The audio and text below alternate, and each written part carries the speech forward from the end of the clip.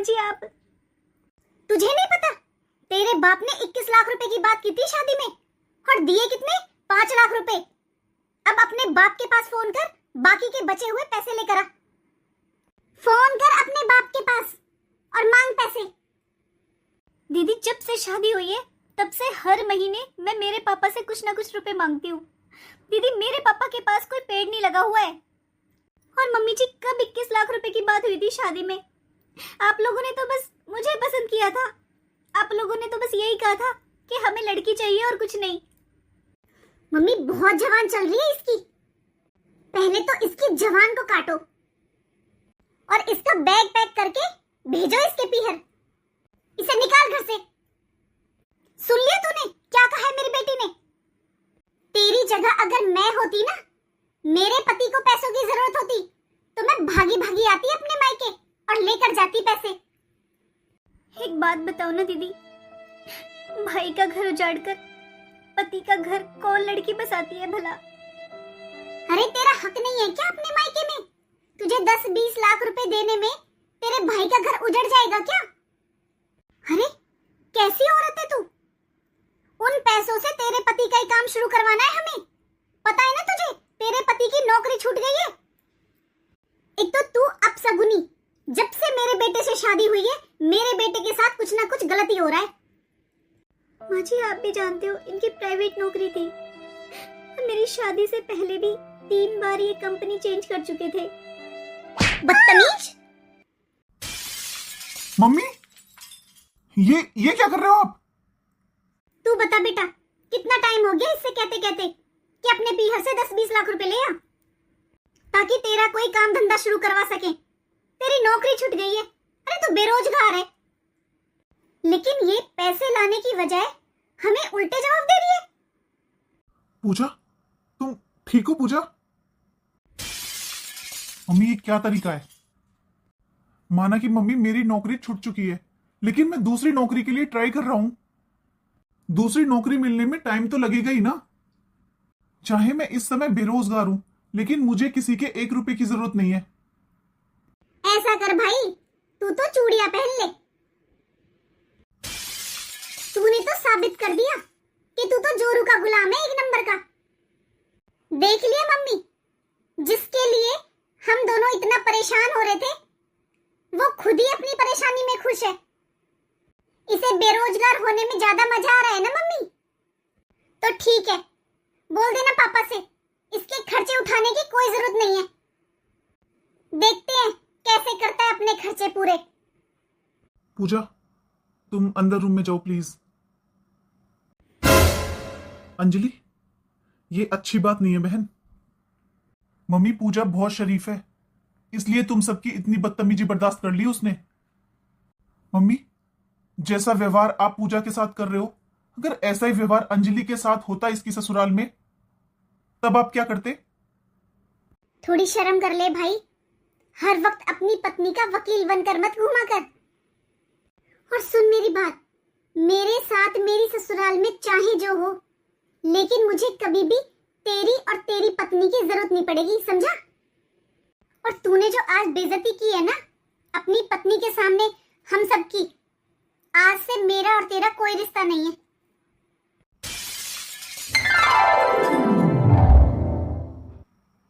पूजा। हाँ जी। हाँ वो एक बार हॉस्पिटल जाना पड़ेगा। हॉस्पिटल? पर किस लिए? सचिन का फोन आया था, किरण का बहुत बड़ा ऑपरेशन हुआ है। वो सीढ़ियों से गिर गई थी तो उसके कई फ्रैक्चर हो गए हैं, बहुत बड़ा ऑपरेशन हुआ है उसका। फोन आया था सचिन जी का। हाँ तो जाओ, मैंने कब मना किया है? जाने में क्या परेशानी है, लेकिन उसे यहाँ पर मत ले आना। सचिन जी का इसीलिए फोन आया था, उसका बड़ा ऑपरेशन हुआ है, उसके ज्यादा चोट लग रही है और उसके घर कोई करने वाला नहीं है। कम से कम 2-4 महीने के लिए तो लाना ही पड़ेगा ना उसे। अब यहां नहीं आएगी तो कहां जाएगी बता? ज्यादा दिन ना सही, कम से कम 1 महीने तो रखना ही पड़ेगा। ऐसा है, मेरी बात सुनो, यहां लेकर मत आ जाना, ये गलती मत कर देना बस। मैं तो उसकी शक्ल तक देखना पसंद नहीं करती और आप चाहते हो मैं उसकी 1 महीने बिठाकर सेवा करूं? पूजा मेरी बहन है वो, उसे जरूरत है मेरी। ऐसी भी बहनें होती हैं क्या? अरे आपकी बहन में बोलने की भी तमीज नहीं है। देखा था ना आपने पिछली बार क्या करके गई थी। एक तो उसे बुलाओ, अच्छा खिलाओ, अच्छा पिलाओ, अच्छा विदा करो, फिर भी वो पड़ोस में जाकर मेरी बुराइयां करती है। हर बार नए नए ड्रामे करती है वो। देखो, आपको हॉस्पिटल में उसके लिए जो करना है वो कर देना, लेकिन यहां लेकर मत आना। मैं साफ बता रही हूं, मैं नहीं कर सकती उसका। पूजा, ऐसा कोई घर नहीं होता जहां छोटी मोटी बातें नहीं होती। अरे वो बहन है मेरी, मुझसे छोटी है। अरे हो गई कोई गलती, अब क्या उस बात को पकड़कर बैठी रहेगी? मुझे अच्छे से पता है वो आपकी बहन है, आपसे छोटी है, और हो गई होगी गलती, लेकिन उस गलती को माना भी जाता है ना। लेकिन आपकी बहन गलती मानना तो छोड़ो, मेरी बुराइयां करती फिर रही है उसी दिन से। अब आ गई उसकी अकल ठिकाने। अब जरूरत पड़ गई ना भाई भाभी की। बड़े नखरे दिखा रही थी जब। क्या बोल कर गई थी? मैं तो ऐसे घर में कभी कदम भी नहीं रखूंगी, मैं तो शक्ल भी नहीं देखूंगी तुम लोगों की। बस पड़ गई जरूरत। जब वो मुझे पसंद ही नहीं करती है, मेरी शक्ल देखना पसंद नहीं करती है, तो फिर मैं उसकी सेवा क्यों करूं? पूजा, मैं माफी मांग रहा हूं तुमसे, लेकिन अब छोड़ो इन बातों को। चलो, तुम भी चलो मेरे साथ। बस बस, मैं नहीं जाऊंगी। आपको जाना है तो आप जाओ, मैं नहीं जाऊंगी। और ना उसे यहाँ लेकर आना बस। ये कैसी बातें कर रही हो? अरे मैं अकेला जाता हुआ अच्छा लगूंगा क्या? सचिन जी क्या सोचेंगे? तो मैंने कब कहा है आप जाओ? अच्छा लगे तो जाओ, नहीं लग रहा है तो मत जाओ, लेकिन मुझसे कुछ मत कहो। ये सब कर्मों के फल होते हैं, जैसा करेगी वैसा भरेगी। बस बस, अब फालतू मत बोल। लेकिन ये अच्छी बात नहीं है जो तू कर रही है। तुझे नहीं जाना तो मत जा, लेकिन मैं तो जा रहा हूं। और मेरी बात ध्यान रखना, यहां ले मत आना, वरना मैं ये घर छोड़कर चली जाऊंगी। बहुत बड़ी बड़ी बातें बनाकर गई थी, बस निकल गई अकड़। मुझे तो इतनी नफरत हो चुकी है ना इस ननद से, उसकी बीमारी की सुनकर भी मुझे जरा भी तरस नहीं आ रहा है। मुझे तो खुद यकीन नहीं हो रहा है कि मैं इतना पत्थर दिल कैसे बन गई।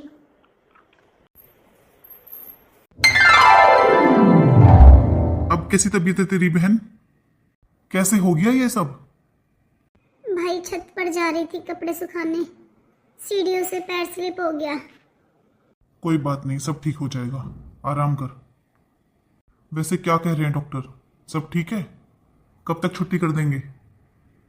छुट्टी तो भाई साहब आज ही दे देंगे डॉक्टर, पर डॉक्टर ने कहा है कम से कम 4-5 महीने बेड रेस्ट करना पड़ेगा। कम से कम 2 महीने तो चलने के लिए मना किया है।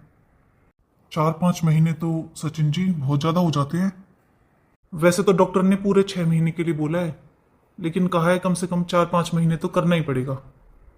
भाई साहब ये कह रहा हूं मैं कि कम से कम 4-5 महीने का रेस्ट बताया है डॉक्टर ने। मुझे तो ऑफिस से ज्यादा 15 दिन की छुट्टी मिलेगी। घर में इसकी देखभाल करने वाला कोई नहीं है, चलने के लिए भी मना किया डॉक्टर ने। मैं ये कह रहा था भाई साहब आप ले जाते इसे अपने साथ। सचिन जी, मैं ले तो जाता अपने साथ, लेकिन आपसे कोई बात छुपी तो है नहीं। आप तो जानते ही हो इन दोनों ननद भाभी में बिल्कुल नहीं बनती है। लेकिन भाई साहब आप बताओ ना, कौन ख्याल रखेगा इसका? कोई नहीं है मेरे घर में। अब आप खुद बताओ ना सचिन जी, जब इन दोनों ननद भाभी की बनती नहीं है तो मैं क्या करूं? और सच बताऊं, पिछली बार जो इनकी कहा सुनी हुई थी, आपको तो सब पता ही है। उसके बाद तो इसकी भाभी इसकी शक्ल भी देखना पसंद नहीं करती। ठीक है भाई साहब, आप कुछ सोच समझ कर ही मना कर रहे होंगे। भाई ये क्या बोल रहे हो आप? ऐसे भी बोलता है कोई अपनी बहन के लिए? तो तू बता बहन, कुछ गलत कह रहा हूं क्या मैं? तू कभी भी अपनी भाभी से ढंग से बात नहीं करती। तुम दोनों एक दूसरे को देखकर खुश नहीं हो, आपस में बिल्कुल भी नहीं बनती। तो तू बता ना, मैं क्या करूं? कैसे ले जाऊं और कैसे कह दूं उससे कि वो तेरी सेवा करे? वैसे मुझसे जो हो सकेगा मैं वो करूंगा। मैं ढूंढ रहा हूं, कोई अच्छी सी केयर टेकर मिलेगी तो तेरे पास भेज दूंगा तेरे घर। पैसे मैं खुद दे दूंगा उसे। वैसे सचिन जी, आप चाहो तो अपनी बहन को बुला सकते हो, ऐसे में घर परिवार काम आता है। कहां से बुला लूं भाई साहब? उसकी और इसकी आपस में नहीं बनती। राखी पर आई थी मेरी बहन, पूछो आप इससे क्या किया इसने उसके साथ। तब से लेकर अब तक मेरी बहन मेरे घर नहीं आई है। मम्मा अब ठीक हो गए। पापा से अच्छा खाना बनाना नहीं आता। मम्मा प्लीज आप जल्दी से ठीक हो जाओ। बेटा, आज मैं आपके लिए बाहर से खाना लेकर आऊंगा, जो आपको पसंद है वही। और बेटा, कुछ दिनों की बात है, आपकी मम्मा पहले की तरह ठीक हो जाएगी। फिर मम्मा ही खाना बनाया करेंगी आपके लिए। अब आप चलो, मैंने आपके लिए मैगी बनाई है, वो खा लो। अंजलि, मैंने आज 1 महीने की छुट्टी के लिए बोला है। अगर छुट्टी बन जाती है तो फिर कोई परेशानी नहीं होगी तुम्हें। ज्यादा टेंशन लेने की कोई जरूरत नहीं है, सब ठीक हो जाएगा। तुम बस आराम करो और अपना ख्याल रखो। लेकिन अभी मुझे ऑफिस जाना पड़ेगा। वैसे मैंने 1-2 एजेंसियों में पता किया है, तुम्हारे लिए फुल टाइम मेड रख लेते हैं। हो सकता है आज शाम तक ही कोई मिल जाए। अच्छा, तुम आराम करो, मैं चलता हूँ। भाई, तूने तो मुझे बिल्कुल ही पराया बना दिया। भाभी का इतना बड़ा ऑपरेशन हुआ है, इतनी चोट आई है, तुम लोग इतने परेशान हो, और तूने मुझे एक बार बताना भी जरूरी नहीं समझा। वो तो भला हो संतोष चाची का, जिन्होंने मुझे फोन करके बता दिया सब कुछ। दीदी, इसने जो आपके साथ किया, मुझे लगा आप मना कर दोगे, इसलिए मेरी हिम्मत ही नहीं हुई आपसे कहने की। भाई, लड़ाई झगड़े मन मुटाव ये सब अपनों से ही होते हैं, और ऐसे मुसीबत के समय पर अपने ही काम आते हैं भाई। इसका मतलब तू मुझे बिल्कुल भी नहीं जानता, या तूने मुझे बिल्कुल पराया बना दिया। तुम दोनों को एक बार भी मेरी याद नहीं आई। देखो भाभी, तुम्हें अच्छा लगे या बुरा, लेकिन जब तक तुम अच्छे से ठीक नहीं हो जाओगी तब तक मैं यहाँ पर ही रहूंगी। भाई, मैं जब से यही सोच रही हूँ कि भाभी का इतना बड़ा ऑपरेशन हुआ है, तुम लोग इतने परेशान हो, लेकिन तुमने मुझे बताया तक नहीं। इसका मतलब तो जो आज भाभी के साथ हुआ है, अगर वही सब मेरे साथ हुआ होता तो तुम लोग तो सच में मुझसे कोई मतलब नहीं रखते, मेरा हालचाल तक नहीं पूछते। दीदी, मुझे सबसे पहले आपकी ही याद आई थी, लेकिन जो आपके साथ व्यवहार किया था इसने, मुझे लगा आप मना कर दोगे या आप गुस्सा करोगे। बस यही सब सोचकर मैंने आपको फोन नहीं किया था। अच्छा ठीक है, जो हो गया सो हो गया। अब तुझे घर की चिंता करने की कोई ज़रूरत नहीं है। मैं तेरे घर को और भाभी को अपने आप संभाल लूंगी, तू बस अपने काम पर ध्यान दे। दीदी, आप बच्चों को भी साथ में ले आते, वो परेशान होंगे वहां पर, आपका भी मन नहीं लगेगा। भाई, बच्चों की छुट्टियां चल रही हैं स्कूल की, और मेरे ननद के बच्चे भी आए हुए हैं, मेरी ननद भी आई हुई है, तो ऐसे अच्छा नहीं लगता ना। वो रह लेंगे उनके साथ, उनकी कोई चिंता नहीं है मुझे। बस भाभी ठीक हो जाएंगी तब तक मैं यहाँ पर रहूँगी, और मुझे बच्चों की बिल्कुल भी चिंता नहीं है। उनके दादी बाबा मुझसे ज़्यादा ध्यान रखते हैं उनका। अच्छा, तो ये सब छोड़, यहाँ भाभी के पास आकर बैठ, मैं तेरे लिए खाना बना कर लाती हूँ। ठीक है दीदी। देखा तूने, ये होते हैं अपने, ये होते हैं रिश्ते। मैंने मेरी बहन को फोन तक नहीं किया, मैंने बताया तक नहीं है अपनी बहन को, लेकिन जैसे मेरी बहन को पता चला, भागी भागी चली आई। तेरे भाई की तरह नहीं, जो अपनी पत्नी के डर से तुझे हॉस्पिटल में छोड़कर चला गया। जरा सोच ना अंजलि, आज हमारे ऊपर मुसीबत आई है, तुझे परेशानी हुई है, तो मेरी बहन बिना सोचे समझे आ गई। लेकिन अगर यही सब मेरी बहन के साथ हुआ होता तो तुम क्या करती? और हां, जब तक दीदी यहां पर है, प्लीज इस बार कोई हंगामा मत करना। तुम्हारी अलमीरा पर लॉक लगा दिया है और उसकी चाबी तुम्हारे बगल वाले ड्रॉर में है, तो तुम्हें फालतू की निगरानी करने की जरूरत नहीं है। मैंने हर चीज पर लॉक लगा दिया है और चाबी तुम्हारे पास रख दी है। आए हुए देर नहीं हुई है बहन को, अभी से गुण गाने शुरू कर दिए। और ये सब मुझे बस मेरे भाई और भाभी की वजह से सुनना पड़ रहा है। एक बार ठीक हो जाऊं, इस भाभी की अकल ठिकाने तो जरूर लगाऊंगी मैं। मुझे एक बार भी देखने नहीं आई है, फोन तक नहीं किया है, इससे तो मैं बदला लेकर रहूंगी। अब तो आराम है ना भाभी आपको?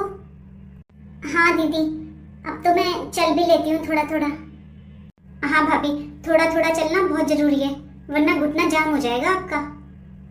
दीदी, भाभी, मैं भाई को एक बार खाना दे देती हूँ, इतने आप जूस पी लो, फिर आपके लिए भी कुछ बना दूंगी। मैं कितना गलत सोचती थी अंजलि दीदी के बारे में, और मुसीबत के टाइम में यही मेरे काम आई है। लेकिन सच में मैंने बहुत गलत किया है दीदी के साथ। वो दीदी, अंजलि की चैन नहीं मिल रही है। क्या? सोने की चेन? वैसे भाभी, कहाँ रखी थी आपने चेन? क्यों दीदी, आपको वापस रखनी है क्या चेन? ये क्या कह रही हो भाभी आप? सही कह रही हूँ दीदी मैं। वैसे भी तो आप घर की हर चीज को उठा कर ले जाती हो। चाहे घर में पुराने टूटे हुए बर्तन ही क्यों ना हो, उन्हें भी भर भर कर ले जाती हो। तो सोने की चेन को क्यों छोड़ दोगी आप? जब तुम यहाँ पर पुराने पर्दे, पुरानी बेडशीट तक नहीं छोड़ती हो, तो सोने की चेन छोड़ दोगी? और ये ज्यादा भोले बनने के नाटक मत करो मेरे सामने, समझी? पास में ससुराल है, इसका मतलब ये नहीं आता है हर रोज आओगी। अरे तुम तो हर दिन आ जाती हो कुछ ना कुछ मांगने। माना कि तेरा घर पास है, लेकिन थोड़ी तो शर्म किया कर। चोर कहीं की।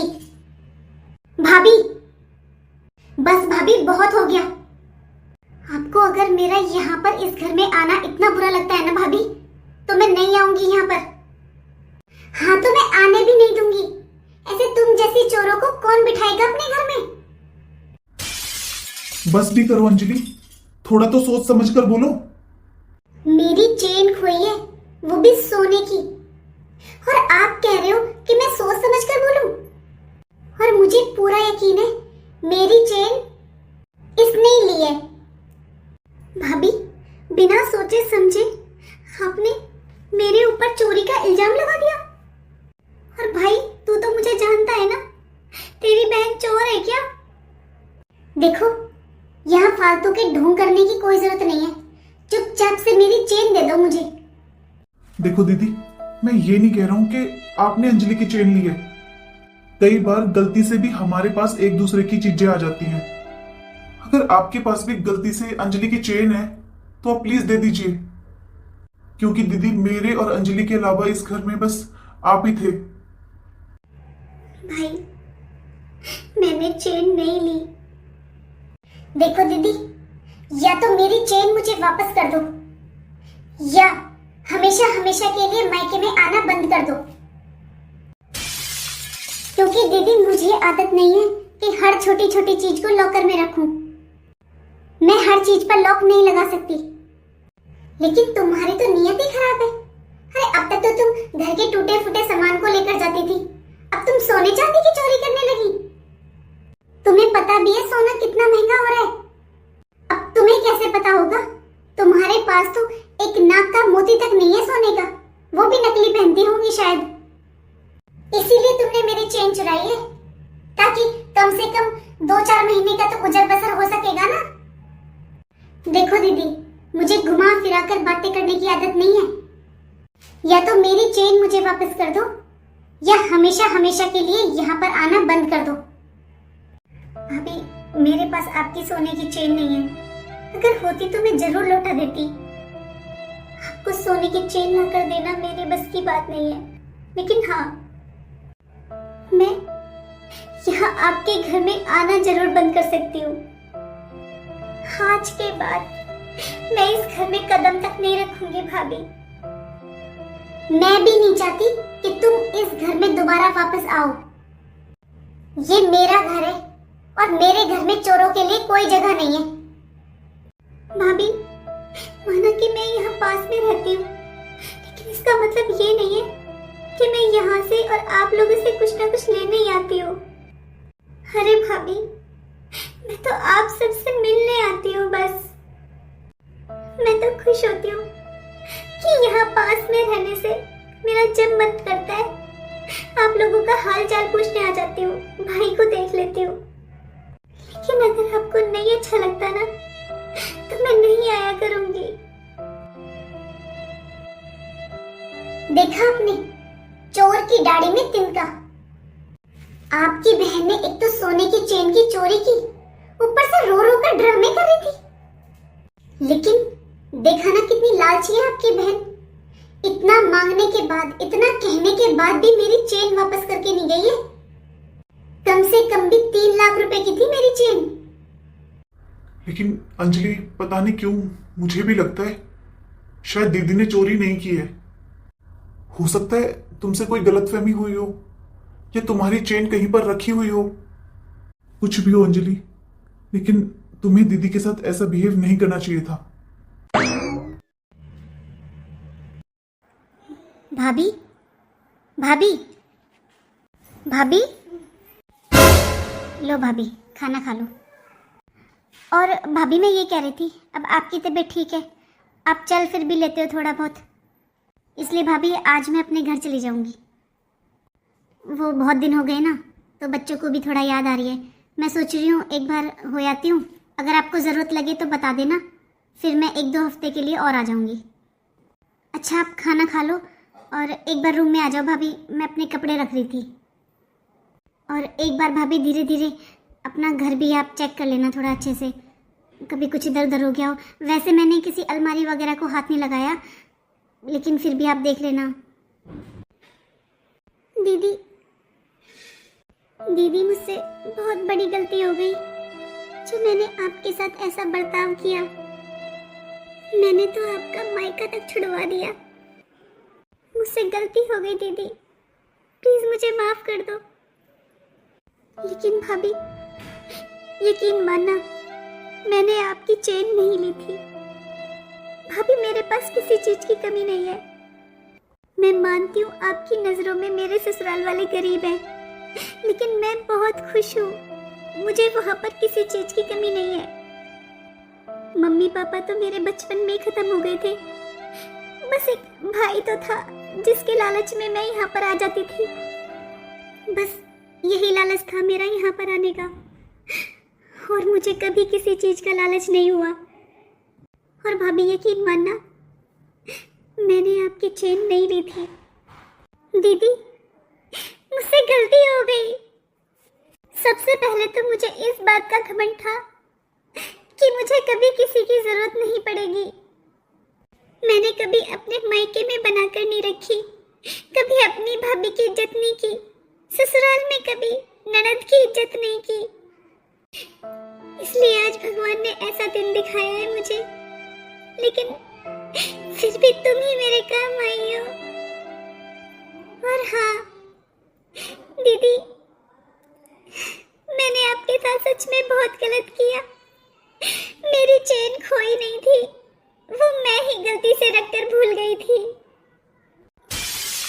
तुम्हारे जाने के बाद वो चेन मुझे मिल गई थी, लेकिन मैंने डर की वजह से न तुम्हें बताया और न तुम्हारे भाई को। और उस समय पता नहीं मुझे क्या हो गया था, मैं बस तुम्हें इस घर से दूर करना चाहती थी।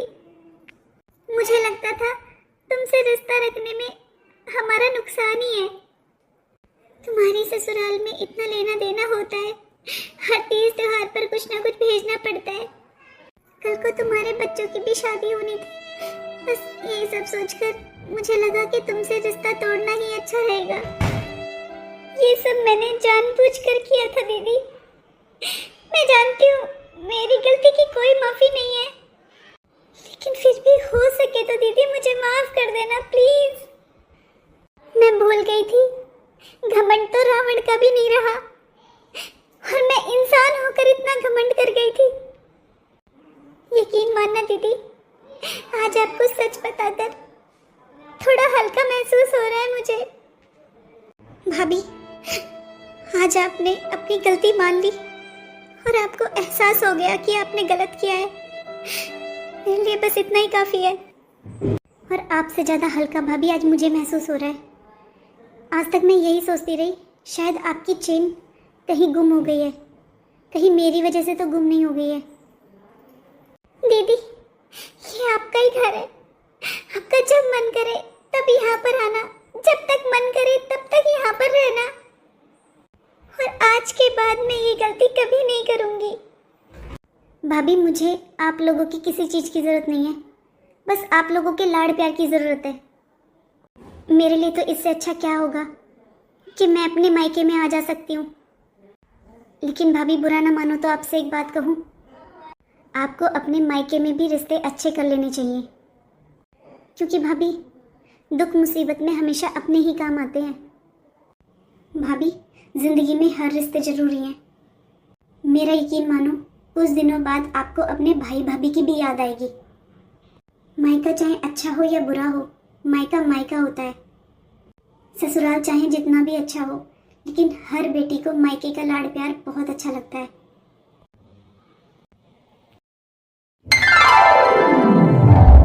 दो दिन से परेशान कर रही है मम्मी मुझे फोन कर करके। वो तो शुक्र है इनके फोन से मैंने उसका नंबर ही ब्लॉक कर दिया। तो बेटा अच्छी बात नहीं है ये। अगली 2 दिन से फोन कर रही है तो एक बार बात तो करनी चाहिए ना बेटा। आखिर है तो तेरी ननद ही। मैं मानती हूँ तेरे साथ बहुत गलत किया है, वो बहुत बदतमीज है, लेकिन है तो तेरी ननद ही ना। जो उसने तेरे साथ किया उसकी सजा उसे भगवान देगा, और दे भी दी। इससे ज्यादा क्या सजा मिलेगी उसे। 2 महीने से बिस्तर पर पड़ी है बेचारी। मम्मी आप उसे बेचारी बोल रही हो? वो बेचारी है? वो दिन भूल गई आप जब अपने भाई से मुझे डांट पड़वाने के लिए शर्ट जला दी उसने। मैं गैस बंद करके आती थी, अगली गैस ऑन कर देती थी ताकि सब्जी जल जाए और मुझ पे डांट पड़े। और वो दिन भूल गई मम्मी आप? मुझे 7वां महीना चल रहा था, सीढ़ियों पे तेल डाल दिया उसने। मेरा छोड़ो मम्मी, उसे ये शर्म नहीं आई कि होने वाला बच्चा उसके भाई का भी था। मम्मी ऐसे लोगों को इंसान नहीं बोलते, राक्षस बोलते, राक्षस। और ये सब क्यों किया मम्मी उसने? ताकि मैं घर से निकल जाऊं, क्योंकि उसे मैं पसंद नहीं थी ना, मैं सुंदर नहीं थी। देखो मम्मी, मैं बहुत कोशिश करती हूँ कि उसके बारे में बात ना करूं, उसे भूल जाऊं, लेकिन मम्मी मैं इस जन्म में उसकी हरकतें नहीं भूल सकती। पूजा, दुनिया में हर इंसान गलती करता है, और एक ना एक दिन उसे अपनी गलती का एहसास भी जरूर होता है। तेरी ननद ने तेरे साथ बहुत गलत करने की कोशिश की, लेकिन तेरे साथ कभी गलत हुआ नहीं ना बेटा। उसने हर पल तेरा बुरा करने की कोशिश की, लेकिन कभी भी तेरा बुरा नहीं हुआ, क्योंकि बेटा पाप उसके मन में था, तेरे में नहीं। उसने चाहे कितनी भी कोशिश की, लेकिन तेरे साथ कुछ बुरा नहीं हुआ, बल्कि आज उसके साथ ही बुरा हुआ है। तेरी ननद को उसके कर्मों का फल मिल चुका है। बेटा अब तू अपने कर्म खराब मत कर। अगर वो 2 दिन से फोन कर रही है ना, तो एक बार उससे फोन उठाकर बात कर ले, कड़वे मन से ही सही, लेकिन उसकी बात सुन तो सही। और तेरा मन नहीं है तो तू दामाद जी से बोल, वो बात कर लेंगे। हाँ जो भी हो बेटा, है तो वो दामाद जी की बहन ही ना। तू चाहे कितनी भी कोशिश कर ले बेटा, ऐसे रिश्ते नहीं तोड़े जाते। मम्मी मैं भी नहीं चाहती कि बहन भाई का रिश्ता खराब हो, कोई रिश्ता टूटे, लेकिन मेरा इतना मन बढ़ चुका है कि मुझे नहीं लगता मैं अब कभी भी उनसे कोई रिश्ता रख पाऊंगी। क्या पूजा तुम्हारे पास 2 दिन से फोन कर रही है? हाँ जी, और सॉरी, मैंने आपके फ़ोन से दीदी का नंबर ब्लॉक कर दिया था। आप दीदी से बात कर लीजिए, पूछिए उनसे वो किस लिए फ़ोन कर रही हैं। सचिन जी का फोन आ गया पूजा मेरे पास। वो कह रहे थे कि अंजलि को अपनी गलती का एहसास है। आज तक उसने जो भी तुम्हारे साथ किया, वो उन सब के लिए तुमसे माफी मांगना चाहती है। क्या माफ़ी मांगना चाहती है? हाँ पूजा, अंजलि को सच में अपनी गलती का बहुत एहसास है। मैं जानता हूं अंजलि ने तुम्हारे साथ बहुत बुरा किया है, लेकिन उसे अपनी गलती का एहसास है। अगर हो सके तो उसे माफ कर देना पूजा। आगे तुम्हारी मर्जी है, मैं तुम्हें फोर्स नहीं करूंगा। और हाँ, मैं तुम्हें यह बताने आया था कि मैं थोड़ी देर में अंजलि को देखने जाऊंगा, इसलिए मुझे खाना दे दो, मैं खाना खाकर ही चला जाऊंगा। जी ठीक है, और मैं भी चलूँगी आपके साथ। अगर हम पुरानी बातों को दिल से लगा कर रखेंगे तो हम कभी भी आगे नहीं बढ़ पाएंगे।